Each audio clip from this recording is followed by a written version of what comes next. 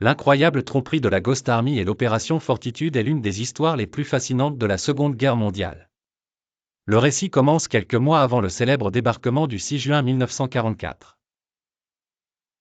Les dirigeants des forces alliées, conscients de l'enjeu du débarquement en Normandie, savaient qu'il était impératif de tromper les nazis sur le lieu véritable de l'invasion.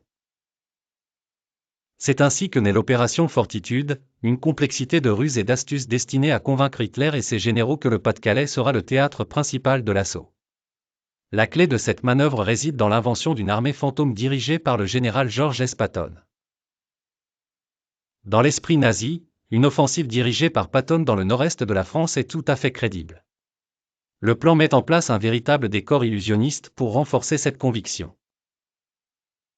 Des artistes, des acteurs, des scénographes, ainsi que des ingénieurs du son, sont mobilisés pour les besoins de la guerre.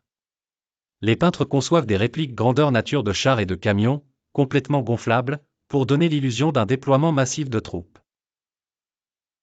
De faux sons de moteurs et de mouvements de véhicules se propagent dans l'air.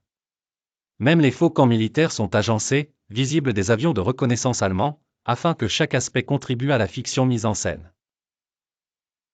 La radio joue également un rôle déterminant. Opérateurs stratégiquement placés diffusent de fausses communications, simulant une activité militaire dans le nord de la France. La combinaison de ces éléments finit par convaincre les hauts gradés nazis que l'invasion principale surviendra dans le Pas-de-Calais. Le succès de cette ruse ne serait rien sans l'aveuglement du haut commandement nazi qui, même après le débarquement effectif en Normandie, reste persuadé que celui-ci n'est qu'une diversion.